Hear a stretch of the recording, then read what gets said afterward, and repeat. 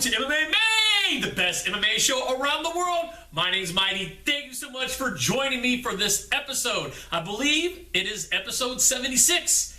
It's season 4, episode 12 for sure. Yeah, we do seasons, or I do seasons, or whatever you want to call it, because I gotta take breaks with the, holidays and this and that. Holidays are coming up. Halloween's right around the corner. Then you got Turkey Day, and then you've got Christmas and Hanukkah and New Year's Eve and New Year's Day and all that stuff. So that's usually when I break. Right after Thanksgiving. So in any case, man, I'm a little bummed out. We don't have any fights this weekend. Well, for the, bigger promotions anyway. UFC is not for a couple weeks. World Series of Fighting, Bellator, Titan, Legacy, Invicta. I think the next fight is Legacy on the 16th of October. And then Bellator's and then World Series of Fighting is the following night. So you'll get 2 for that weekend, 2 for the following weekend, because I'll be Bellator and UFC, but we'll talk about that later. Right now, we're going to get into this past weekend. UFC 192 in Houston, Texas. Gustafsson versus Daniel Cormier. Dude, Gustafsson is like, I don't even know. I mean, obviously, hats off to DC, Pitbull, man. They should rename him the Pitbull. That's what they should rename, because that dude's just nonstop. But, man, Gustafsson, he's been in 2 of the best light heavyweight fights ever. I mean, probably, right? For sure, the John Jones, and I'd have to say this one is probably right up there as well. If you missed it, you missed a fight. I think the pay-per-view card was stacked. No, I won't say stacked, but it delivered. That's the word we're going to use. It delivered. Like the postman back in the 50s when he walked up on your porch and handed you your mail. That type of delivery. That's what I'm talking about. We don't get that anymore, at least not where I live. They just get in the car, throw it wherever, But in any case, I'm getting sidetracked. As always, the fights were awesome, starting all the way from the UFC Fight Pass all the way to the pay-per-view. It was great. There were some finishes, some great finishes. Let's just start from the bottom, work our way up from the top right quick. Since we don't have any fights to talk about for this coming weekend, we'll talk about this a little bit more than we might normally. We as, me and the 7 people that might be watching this right now. Thank you for tuning in. I'm on channel 72 on your cable box. And if you got Dish, I'm on channel 298. All right, so just check it out every Thursday. That's where I'm at. So in any case, UFC Fight Pass, Sage Northcutt makes his debut, and I have to say he came in with a roar. Maybe it was premature stoppage. I don't necessarily think so. I mean, it's not that he's hurt per se, Trevino, but it's if you're not fighting back, then they call the fight. It's about fighter safety. Herb Dean is on, he's on duty, arguably one of the best refs out there. But in any case, I look forward to seeing. There's always there's hype trains out there, and sometimes they're, it's just hype, and then sometimes it's legitimacy.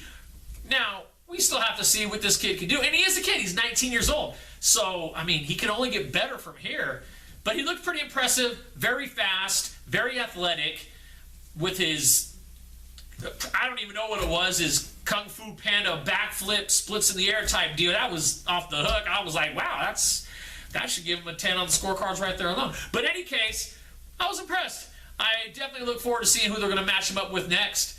Don't push him right to the front of the crowd, but groom him properly. You know what I'm saying?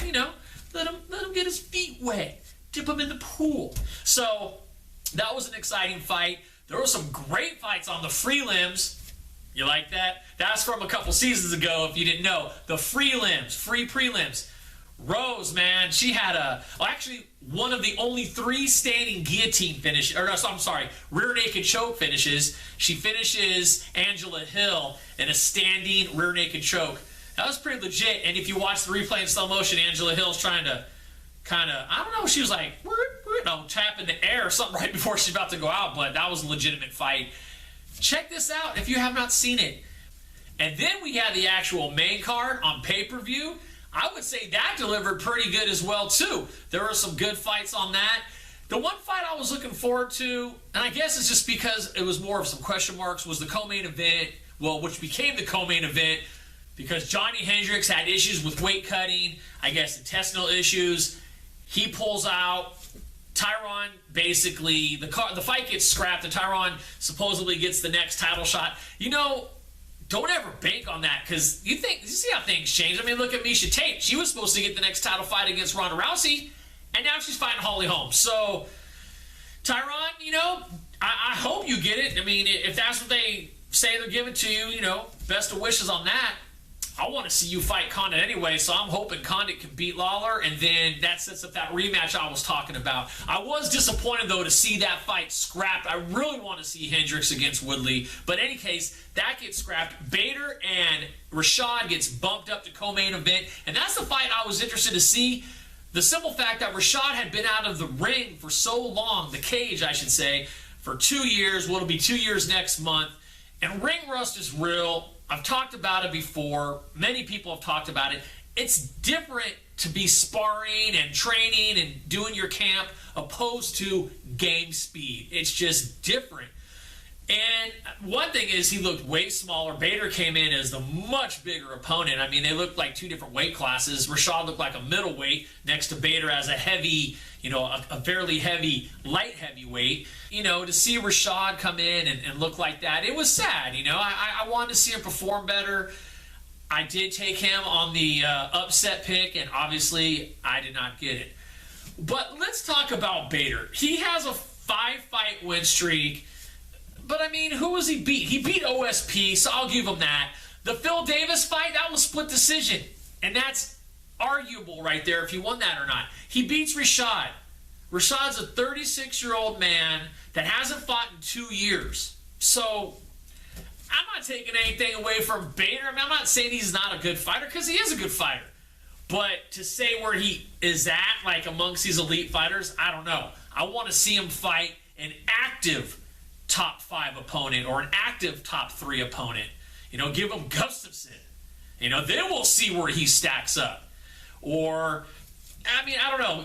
I guess he could be ready for the title shot as far as win streak goes, but then look at Donald Cerrone. He had 7 or 8 win streak, or 7 or 8 fights in a row until he got his title shot right now against RDA coming up in December. So it's interesting to see, and I'm not trying to hate on Bader. I'm just saying some of his fights, I don't know. I would like to see him stack up against someone that's a little higher ranked, that's active, and then see where he really fits in the 205ers. And then we have Daniel Cormier defending his title for the first time against Gustafsson. Alexander Gustafsson, the mauler. What? Jeez, man. This guy is, I mean, he's as close as you can get without having the title. He's a beast. That was a war. His fight with John Jones was a war. I can't say obviously he lost the fight, but he gained so much respect from so many fans and fighters. And, I mean, it has to be heartbreaking not to get your hand raised and get that gold strap around your waist. But, man, I have nothing bad to say about him. That was an all-out war. And then DC, to throw him in that overhead flip-a-rama, slam-bama-lama, ding-dong type thing, to do it to Hendo was one thing because he's kind of a small light heavyweight, but to do it to Gustafsson, that's a big boy. Tall, probably comes in weighing at 215, 220 by fight night. Granted, DC used to fight in the heavyweight division, so he's used to fighting big boys, but still, he was tossing him around, or at least in that one move, like a rag doll. That was like he was training with one of them stuffed dummies on the mats. It was crazy. I thought the fight was great, and if you didn't get to check it out, get a chance to check it out, whether your buddy has it on the DVR from last weekend or whatever, but watch that fight. It was great, especially if you are a fight fan, whether or not you know who Daniel Cormier or Gustafsson is. Maybe you do. I would assume, and if you're watching my show, you probably know who both those gentlemen are. But in case you don't, check them out. Both great fighters. Excellent fight. I can't say enough about it. So that's what happened this past weekend, UFC 192 in Houston, Texas, America. Know what I'm saying? So, no fights coming up this weekend, like I said earlier.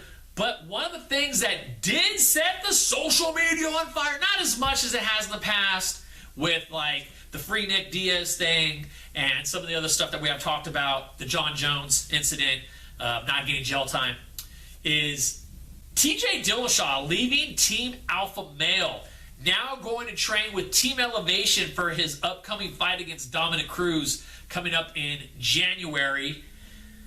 Well, there's a lot of questions that are circling around that. Now that he's left, could it set up the potential fight with Uriah Faber, assuming, the stars line up properly? Conor McGregor called it. I got to give it to him. He looked into his bowl of Lucky Charms like a crystal ball, and he said, yeah, I will see this. But you know what? It makes sense. If they're going to split, it's business. It's a money fight. People will want to see that. Or maybe some people won't want to see that. I would love to see that. Whether or not they were best buds or not, if they're splitting camps. I mean, I know Uriah keeps it classy and, it's all good and this and that. And I get that. And that's cool. And if they don't fight, I totally respect that as well. But if they do fight, I think that's a payday for both those guys. So it'll be interesting to see. They could definitely market that fight. So if that happens, big payday for both those dudes. So that's basically what happened this week on social media. Everyone talking about that. Like I said, no fights this weekend. So bummed out. You know what I'm going to do? I'm going to use my UFC Fight Pass and maybe watch some old fights. I'm headed down to LA for a few days anyway, so I'll be down there in SoCal. So I won't have as much time to be watching fights anyhow. So maybe this is a good weekend not to have a lot of fights. Or did I plan it like that? Anyways, thank you so much for joining me, watching on my website, the official website, MMAMadeShow.com, or YouTube, or the link from Twitter, or Facebook, or what have you. I appreciate it. All 16 of you that showed up to watch. Thanks a lot. And you have a great day, night, weekend, whatever it may be. See you later.